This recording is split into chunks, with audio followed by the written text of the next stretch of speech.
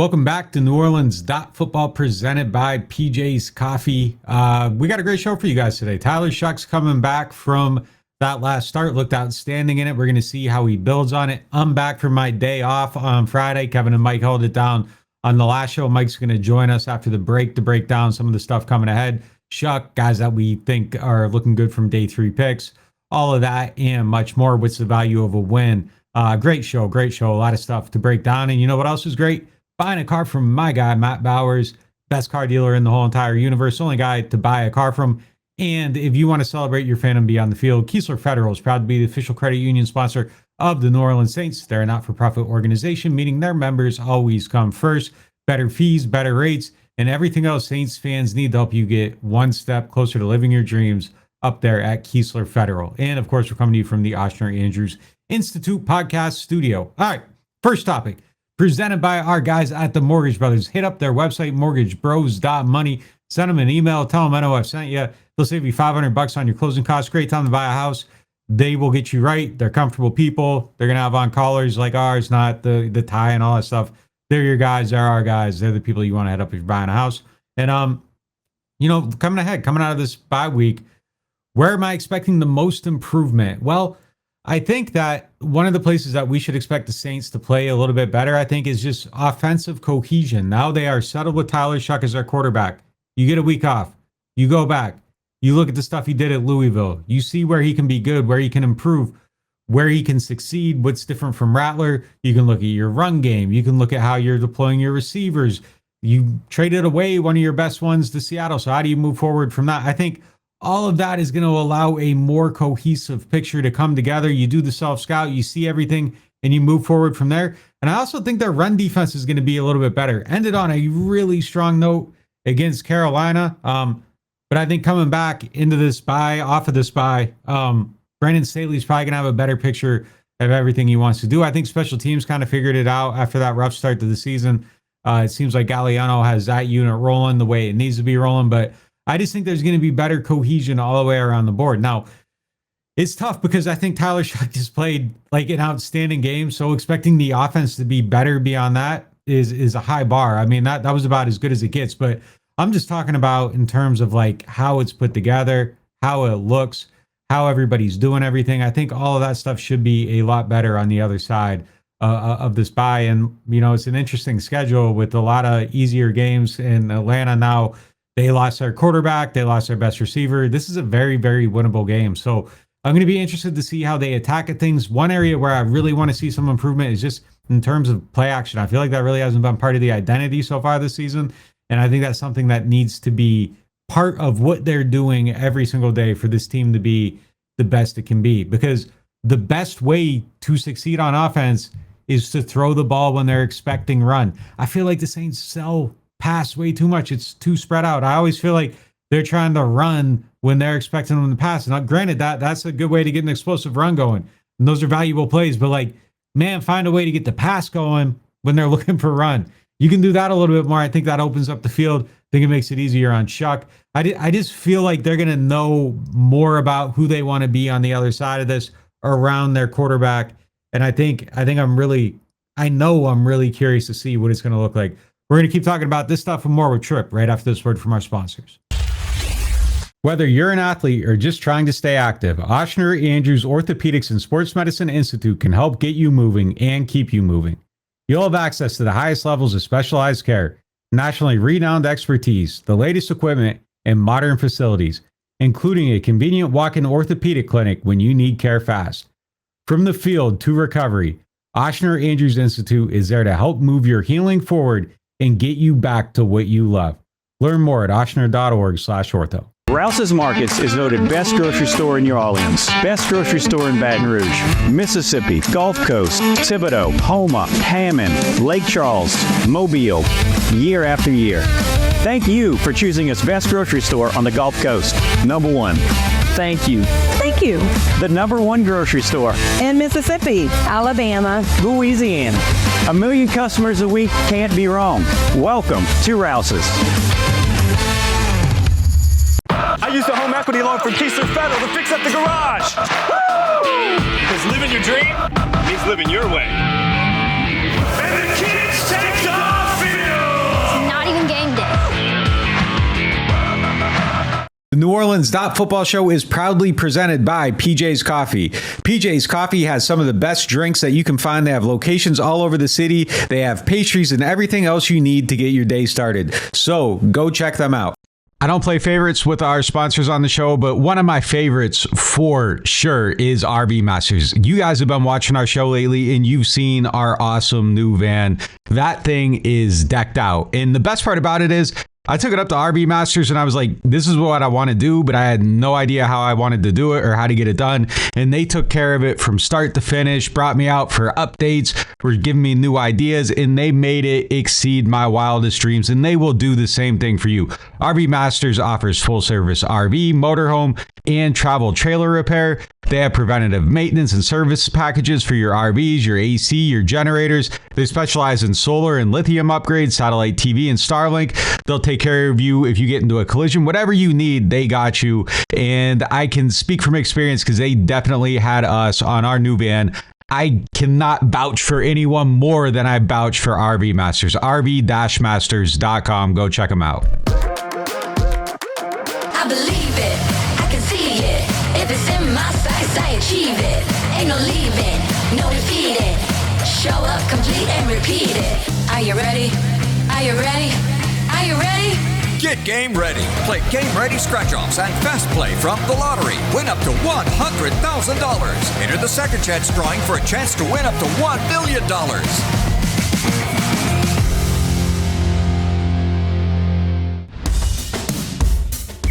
Yeah, they want me to quit, I can't stop it.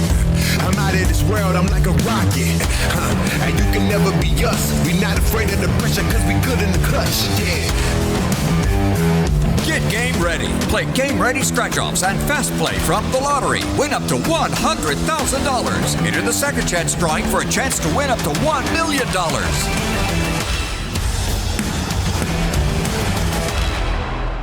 Shawbear Insurance, the Earhart Agency, is a longtime partner on this podcast, but the truth is, I was advertising them to my friends and everybody I knew long before they ever jumped on this show. And I'm going to tell you why. Every 6 months, my car insurance policy comes up, and every 6 months, I get a call from somebody from there telling me I need to change it or stay where I'm at. They're shopping my policy constantly to make sure I am getting the best possible deal. That means money in the bank. And those are the type of people you love because look, we all live here. We all know how it is. The insurance rates are out of control. You need somebody watching your back, and they actually really do it. And I was with them before they ever asked me to be with them. So they are people that you need to be doing business with. And if you are going to look up their insurance, make sure you are looking for the Earhart Agency. Those are our guys. There's a lot of Shawbear insurances. The Earhart Agency is the one you want. I can speak for them. Real life, real support, real good business, real money saved. Call them up today. Shawbear Insurance, the Earhart Agency. Hardhide flavored whiskey, Ponchatoula strawberry, and Chilton County peaches in your favorite bars, stores, and restaurants. Hardhide Chilton County peach whiskey is a blend of aged wheat whiskey, light American whiskey, and fresh Chilton County peaches from Alabama's Durbin Family Farms. And Hardhide strawberry whiskey tells the story of a small town famous for strawberry farming. A delicious natural strawberry-infused 86 proof whiskey for whiskey lovers. Just look for the red and orange bottles in your favorite stores, bars, and restaurants. All right, joined now by Mike Triplett for our next topic presented by Shawbear Insurance. Kind of an interesting time. Right now, the Falcons are incredibly injured. Michael Penix isn't playing this week. Drake London isn't playing this week. Penix probably isn't going to play for the rest of the season. And now the Saints look like they're in a position to maybe win some games going forward. I think they're fourth right now in the draft order. This Falcons game all of a sudden looks like a game you probably expect them to win if the quarterback's any good. So it kind of brings it to like the boiling point of you're at the juncture. There's two roads. Is it better for the Saints to be winning, or like does the value of a win change with Tyler Shuck in there? You know, I think the math has shifted a little bit, but where do you kind of stand on it?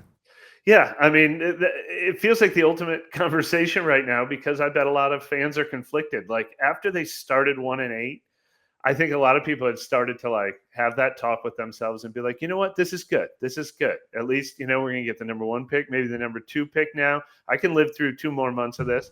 And then Shutt comes, looks great. And now all of a sudden you look at this schedule. The Atlanta games look gettable. Carolina game certainly looks gettable. We've been talking about the Jets and Tennessee and maybe even Miami, even though they've gotten a little frisky. And it's like, oh, shoot. Should I be rooting for them to win them all now and be really excited about how things go? And I would say you should root for them to win guilt-free, as long as it means Tyler Shuck is feeling good and Kellen Moore is finding his way and Brandon Staley's finding his way and Kelvin Banks is finding his way.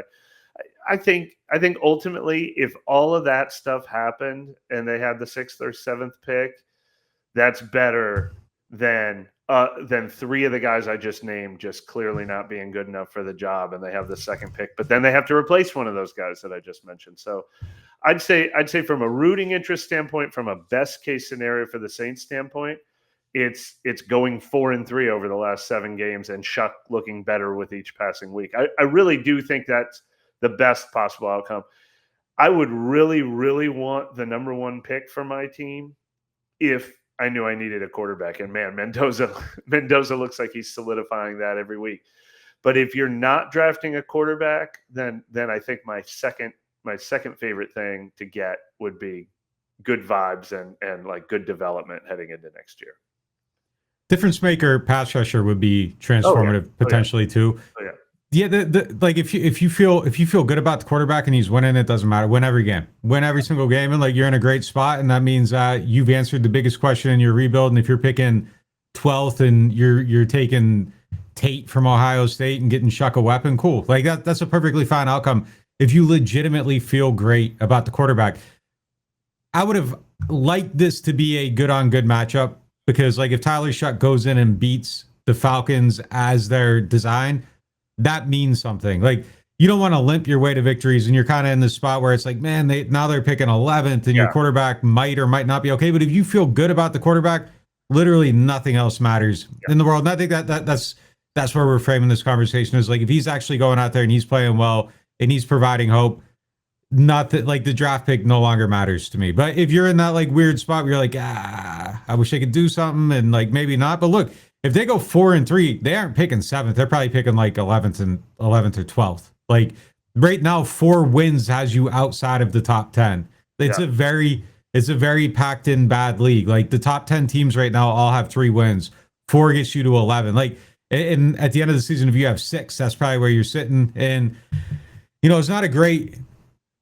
The thing I would say about this draft is like if you're not in the top like 4 or 5, I don't think it really matters. I don't think there's a lot of transformative talent in this draft. There's Arvell Reese, there's Mendoza. The tackles aren't great. Bain's undersized. Keldrick Falk's probably going to go higher than he should. He's going to be the guy that somebody drafts off of the height weight speed ratio.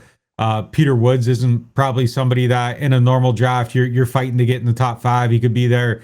Jordan Tyson isn't Malik Neighbors. So I don't know. Like I'm okay with it. Like I think if you win a bunch of games in that conversation, isn't he? Even though safety doesn't feel like a transformative position, isn't Downs still in that conversation? Yeah, but I mean, like that isn't. You don't want to draft a safety top, like in a normal draft, like a safety going top 5 is, and a box safety at that. Like it's kind of like a crazy place to go. But like, yeah, look, if you had taken Kyle Hamilton with the number 3 pick or whatever that year, like you feel great about it. But yeah, look, I'm cool with it. Like if you're playing good and you're winning, who cares? Like the draft pick takes care of itself. Unfortunately, we know the truth is going to lie somewhere in the middle. We're going to feel pretty good about Tyler Shuck, but not know for sure. They're going to get a couple more wins, but nothing will be declarative. We are going to have plenty to talk about in December, January, February, March, and April, where we're still kind of squinting at this team. Obviously, the number 1 choice is be definitively good, be off and running, have your Drake May. That's number 1. Tyler Shuck will be somewhere in the middle, but if he's just good enough to take quarterback off the board in round 1 next year, then the draft pick means a little less to me. The draft pick only means a lot to me if you're drafting a quarterback. Then it's everything. I mean, if he played like he did last week, I'd be pretty sure. Like if you can give me that a bunch of times, I'd be pretty sure about it. I don't know that I'd necessarily like believe in the off the board for a year thing, because that means it's still a need. So like if you're in striking distance of it and then you make your team better and then you're just like sitting outside of that, I think that's where it's bad. Like I kind of, that's the spot where I wouldn't want to exist. I would hate that so much. If you're like in the middle and you're out of range and now you can't draft one, it's like, well, he's good enough, but I don't know that he's good enough, and he's probably not good. But look, I think there's an option on the board where he makes a case. Like he looked really good last week. There's definitely an option where defensive coordinators get a look at him after 2-3 weeks, and it's hopeful for a little bit, and then it goes. There's everything's still on the table, but I think what he showed me last week is that, like, well, hold on now. Like maybe there's actually like a real shot here, because he certainly looked better than JJ McCarthy's ever looked in a game. So I mean, there's a chance, if he was a top 10 pick and that was his debut. I mean, you can't really tell me that like there's a Jackson Dart game that's definitively exceptionally better than that, and people are really excited about him. Now, again, you got to see it a whole bunch of times, but that at least put it on the possibilities of like, okay, there's a real shot here. Chase it, find out, see what it is. No question. Yeah, I mean, it's such a complicated thing, and we're gonna break it down all offseason. Like, there is the like, you don't want to draft JJ McCarthy because you feel like you don't have a quarterback, but at the same time, like, you don't want to be in a place where like you're constantly existing outside of it. But like, my take is if like he's good and you're picking if you win every game and you're picking 14th, like that's best case scenario. Outstanding outcome. I'm hoping they win games now after what we saw last week, because like that's the best place to be, is to have your quarterback in pocket. And then the conversation shouldn't be, oh man, the Saints blast out on a top 10 pick in a bad season. No, it's, oh, they got their quarterback 39 spots higher, 35 spots, 30 spots higher than they should have, if he's actually the real deal. And look, the other thing is, if the most likely outcome is that you're encouraged by Tyler Shuck, but you need another year to find out for sure. And that's okay too, because as it stands today, it feels like, I mean, things change all the time, but it feels like a 2027 could be a pretty good quarterback draft year compared to 2026 as far as volume of options. So have the discussion a year from now, as long as he buys enough time to give us a full season look. Unfortunately, this is going to be one of those ones where, like, if it's probably going to be one, if he isn't like all the way there, it's going to be one of those ones that's judged in hindsight forever. Yeah. Like, if one of these quarterbacks is actually good and they don't draft, it's always going to be like, oh man, like that's how this one's probably going to end up being looked at. But I mean, it just kind of is what it is. But look, like, I want Tyler Shuck to be good and for them to have their quarterback, and for us to not be talking about a 3-win team next year or for like the next 10 years. Like, that's the best outcome for everybody, because like, being bad sucks. Like, I don't want it to be like the thing forever. We turn this into a Tyler Shuck conversation, but just the general, should people be rooting for the Saints to win now that Atlanta looks down? I'll tell you one thing that's really important in this game is I'm really curious what Brandon Staley and his defense show me now that he had that great game against Carolina, then a bye week to reassess, and now he's got Bijan freaking Robinson and Tyler Algier coming twice on this schedule, Devon Achane a week later. There'd be another guy who I think it would be good for the Saints if his best performances are yet to come. Here's the other thing too, like, even like, if the Saints win some games and they finish ahead of the Falcons, like, the Falcons pick goes to the Rams, so at least Saints fans can take solace in knowing that the Saints don't or the Falcons don't even have a first round pick this year. So that, I mean, they're a great example of a team that like was like, hey, we're going all in to fix the pass rush. We're gonna get the players. Then the quarterback's mid, and now you're just headed towards having a very expensive roster and not having a quarterback. I think that's the flip side of the build the team, get the quarterback later argument, because like, what if you don't get the quarterback? Anyways, moving on to the next one. Well, hold on. I haven't been on Falcons Twitter. I'm curious if they call him 2 firsts. Moving on to the next one, presented by Bobby Hebert's Cajun Cannon Restaurant. Chris Olave was on Kay Adams' show this week, and all of a sudden he's smiling and happy and talking about he wants to be here forever. So should the Saints consider signing him to an extension now? Should they try to get that done? Yeah, I was, when Chris said in the works, I know a lot of people jumped on it like it might happen this week, it might happen next week. I don't think it's very different from what he's been saying all offseason, and we definitely talked to him about it just 2 or 3 weeks ago, and he goes, it's the same thing that I said at the beginning of the year. Yes, we've been talking, but I want to go out there and prove that, I'm the number 1 caliber receiver. He didn't use that word, but like the caliber of the receiver that's worth the big contract extension. So when he said in the works, I didn't think that meant imminent. I think Chris would probably like to double and triple down on how he's been looking in recent weeks, 4 or 5 more times before this season is over, get through this season fully healthy. And I think for him, he would love to be negotiating in that position of strength next offseason. I bet that's the timeline that makes the most sense. And if the Saints see it, if they see not only performances like this, he's on pace for 102 catches right now, which is crazy. That's kind of happened quietly before that breakout game the other day. But if they more importantly see 17 games of health, 2 years removed from the concussion issues, I think they'll feel better about a contract extension. If they feel good about their quarterback, they'll be like, let's invest in his weapon. So to me, I think a lot of this is pointing toward a 2026 offseason extension and not necessarily right away. But it is getting closer to feeling better about it on both sides for me. I mean, he's like on his way to like 1,100 yards and 6 or 7 touchdowns. The Chris Olave discourse to me is just, I don't understand the way people talk about him. I don't understand the fan conversation about him. Like, I think if Chris just plays alongside a quarterback that can get him the ball in rhythm and throws a catchable pass, like he's going to be considered in that class. And like, we've continually seen it over and over again with like a mid-level offense with mid-level quarterbacks playing on the other side of like a mid-level offensive line and a defense. Like if he was actually like, man, you put him on Seattle, like I think he'd be putting up those kind of numbers. You put him on Tampa Bay, I think he'd be putting up the kind of numbers, you know, and getting the hype that, you know, his Ohio State teammates are getting. We've seen Chris Olave catch passes, land on his head, get concussed, get knocked out, and still hang onto the ball. Like, or maybe the odds of like some of these drops being that like maybe, you know, it's just, you know, I don't think the problem's him. Like, I think he's a great player. I think he's a great talent. I think if you can sign him now, you save money. And I think the only thing, and it's been my take the whole time, like the only thing that really should be a question within it is like the health factor. Like that's where the commitment comes in, because I think he's going to be worth the money. Everyone wants to, well, like you don't want to spend too much. Like if you have a rookie quarterback, you know, who cares? Like it doesn't matter. So I'd pay him. I get it done, and I'd settle into it. It's just the health. It's the health factor. It is the only thing. Is the only thing within it. But I think he's a special talent, and I think he's going to continue to be one. And I think if you let him leave, I think it ends up haunting your franchise. Like I do. I think he's going to be one of those guys that's like a Zach Bond every week. I don't know if Zach Bond's still playing as well as he was, but like one of those guys where it's like Trey Hendrickson. Will Lutz. I think it's good. Will Lutz. Will Lutz is another one. But like, yeah, Trey Hendrickson every week. Oh man, they let the guy go. They're idiots. Fire the GM. Fire. You know, I think that's what Chris ends up doing to the team if they let him go. Just my own personal opinion.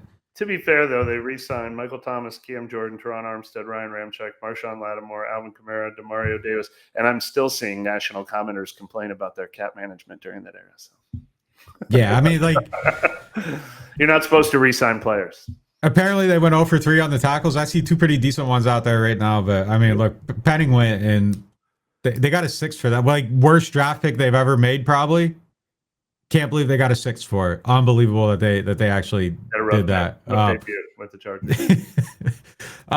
Yeah, kind of a tough showing for him. I think he got benched ridiculous too. I think I've seen that. I don't know if they pulled all their starters or not, but crazy. All right, I'll get you out of here on this one. Last one presented by Aaron Rose. Just kind of looking at the draft holistically.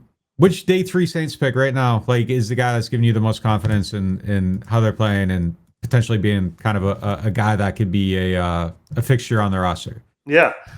It'd be great if it ends up being Riley. I think that would be huge. I mean, you're going to have a conversation about whether or not to re-sign Alante Taylor in the offseason.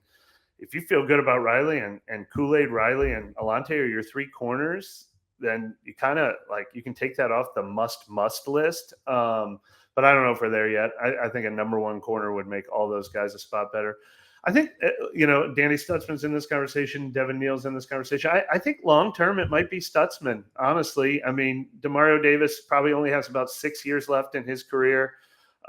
Pete Werner, whenever his contract runs out, eventually they will need another starting linebacker. And right now he's probably contributing the least snaps because of the nature of that position. But I love the way they're sort of grooming him, developing him. I feel like I feel like in the end, he's going to be the one who's a full-time starter out of these 3. It's funny, like blind belief. I feel the same way. Like that was going to be my answer. Was going to be Stutzman. I like, and it's just kind of like we've only seen little like chosen spots for him, but he looks great in them. And he's the guy that gives me the most confidence. Riley, we've gotten the most exposure to, and like he's been very steady, like at least. I don't know that and he's had a couple picks, I guess, too. I was gonna say I don't know if there's been like the big time highs, but like he's given some highs. He's given some highs in practice. He's given some highs. Like it just kind of seems like he's flashed a few times. What's he have? The forced fumble and the interception this year. So yeah, I mean, there's been he's the guy that we probably should be saying, but for me, yeah, I think I go to Stutzman. But what I think is probably good, and I don't know if we do this every year where we kind of look at some guys like I think probably around this time last year we probably been like, oh, like Bub Means and like Christian Boyd could potentially become like players for them, and like that hasn't necessarily happened. But I do feel like that they're getting more out of their day threes right now, and I don't know if it's recency bias, but I feel like there's maybe more belief in those guys than there has been overall. And I think, look, like they don't necessarily have to be starters, but like they got to be good role players. They got to be good depth. Like in the rebuild, like you got to hit on some of these day three guys. And I kind of would bet on there being a couple hits right now, just in terms of like, I don't know if Devin Neal's the guy that's like, oh, he's going to replace Kendrick Miller, but I feel like he's part of your group at least. And like, you got to at least have some of them guys. It's good. The crazy thing about Devin Neal is while Alvin's sort of been battling some pass pro issues, Devin Neal has like quickly become, I mean, that last game, it was like every time it was going to be a third and long drop back, it was Devin Neal out there, and he's held up pretty well. So they are throwing all these guys into the deep end of the pool. That's my favorite part. I don't know that I would bet money on any of these guys ever being a Pro Bowler, any of these guys even being long-term, full-time starters. But I just love the approach we've seen this season about like, get them out there and get them real snaps, because that's only going to help our future. So that's the most encouraging part about it. I think it increases your odds that one or two of them do pan out. You picking the Saints this week? I think I might. I am worried. I mentioned it earlier. I mean, I want to have Bijan Robinson and maybe even Tyler Algier on my fantasy teams. The Saints need to prove to me that they can stop maybe the best running duo in football. So, whoever I pick, it's going to be one of those like 23-20 predictions. But I mean, I always like the Saints coming off a bye, being at home, and certainly tough time to pick the Falcons right now. I texted y'all before the Cousins in London news that I was picking them this week after last week. I'm willing to be disappointed, man. Like I kind of believe in shock. Like I kind of believe that like there might be a real shot here, and I was incredibly impressed last week. I'm taking them. Like I put the logo on the graphic, like lock it in. I'm taking them. 26-19. I think I pick that score every week. But I'm gonna flip it this time. Yeah. I'm gonna flip it this time. Yeah, I think they're gonna win. I think they're gonna top 20. All right. I'll book 23-20 right now, but I haven't picked the team yet. All right. Well, yeah, I'll be back right after this quick break with the Get Gordon question of the day. Are you ready to buy your first home, wondering if now's the right time to refinance, or maybe you're thinking about getting into real estate? Whatever play you're trying to run, the pros at MortgageBros.money have the game plan. If you're a first-time buyer, the Mortgage Bros will break down every loan program, help you build a budget that works, and even check if you qualify for 100% financing or down payment assistance. They'll guide you every step of the way, because buying your first home shouldn't feel like a Hail Mary. Heard that rates have dropped and thinking it's time to refi? Don't just guess, get real answers. The Mortgage Bros will review your situation for free and tell you if it's time to make a move or keep waiting for an even better rate. And if you're ready to start investing in real estate, don't let that old 20% down myth stop you. The Bros can show you a home hack that might get you up to 3 doors to rent with little to no money down. Here's the best part. The Mortgage Bros work with you for free. You'll never pay them a penny. They're not bankers, they're brokers. That means if your loan doesn't close, they don't get paid. So they're just as invested in getting you approved as you are. Because let's be honest, signing up for a 30-year loan without a pro on your team is like trying to run the offense without a playbook. You don't need to know every role in the mortgage game. Your pros already do. So go to MortgageBros.money. That's MortgageBros.money and let the bros be your pros. Score big with kickoff combos at New Orleans Hamburger and Seafood Company. Don't pass on your choice of our seafood combos or our slider specials. Served with a side of garlic herb fries. Run in now for specials starting at $9.99 at New Orleans Hamburger and Seafood Company. I got hurt in a car wreck. Why should I get Gordon? Because when you're hurt, you need money. And I fight for the people of Southeast Louisiana every day. I got a client who injured their neck in a car wreck, $250,000. Another client was hit by a big truck and needed back surgery. I got them $700,000, and they deserved every single penny. That's what I'm talking about. Why wouldn't I get Gordon? If you've been hurt in a car wreck, just call me, New Orleans. Get it done. Call 504-800-8888. You ever take a bite of something and immediately think, yeah, I'm coming back for this? Bobby Hebert's Cajun Cannon Restaurant just added some new dishes, and man, they crushed it. The shrimp and crawfish pistolets, golden and stuffed with bold Cajun flavor. Fried oyster tacos, crispy, fresh with the perfect kick. And the soft shell crab Alfredo, creamy, rich, and absolutely worth the order. They're open 7 days a week, and they deliver late. Bobby Hebert's Cajun Cannon Restaurant. Delicious food, superior service. Whether you are a local New Orleanian or a fan in town for the game, get your pre- and post-game fired up at Aaron Rose. Local chaos and local love for the black and gold. Wake up and live with daily drink specials, mimosas, screwdrivers, Bloody Marys, and hot or frozen Irish coffees, all just $3 or $4 between 10 a.m. to 2 p.m. Aaron Rose, half a block from Bourbon Street in the French Quarter, 811 Conti Street. Attention Saints fans, don't let pests and termites invade your home field. Trust the team at Red Pest Solutions to tackle those unwelcome visitors.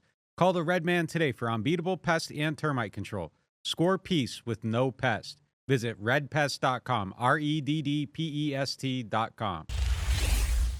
Welcome back to New Orleans.Football. It is now time for the Get Gordon question of the day. And the question is, are there any QBs in this draft that compare to Shuck? And, you know, I think the answer to that is we don't know. And I think that's kind of the story for the whole rest of the season is finding out what Tyler Shuck is at the NFL level. If he plays like he did against Carolina, blinders on, you ain't looking. There's no need to look. He showed you that you can win because of him and that he can really elevate your offense in times where things are kind of broken down. Now, can he do that every single week? We're going to find that out. Can he still be this guy when defensive coordinators have more tape of him and they can kind of see and diagnose his weaknesses? Can he adjust to those adjustments? We're going to find out. And I think that's kind of the most exciting thing about the rest of the season. And hopefully by the end of it, like we were talking about before, hopefully you just know who he is. Now, I think this class of QBs is probably a little bit better than maybe some people talk about it. I think it's like overstated. I think Fernando Mendoza is like really good.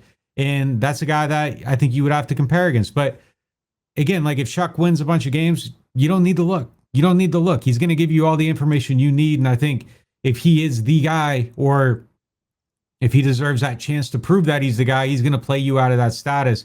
And I think that's going to be really, really fascinating to see. I was incredibly highly encouraged after that Carolina game. How could you not be? I thought he did just about everything right. There was a throw to Taysom that was a little bit behind. I mean, that's really the only thing I'm nitpicking on. The third down in the red zone, I thought he had a touchdown to the right. He threw to the left, didn't get the TD.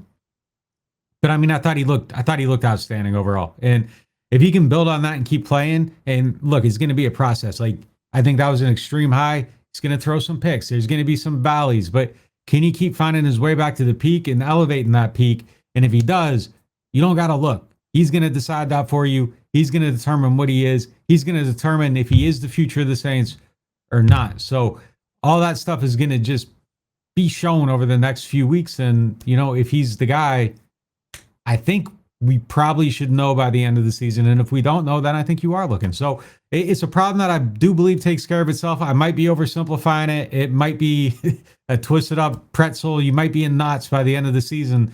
I mean, look, Atlanta's kind of in one right now with their situation. So it's definitely possible to see hope and be wrong about it. But hopefully it's told by the end of the season. All right, that's going to do it for today's show. Appreciate you all for watching. We'll talk to you next time.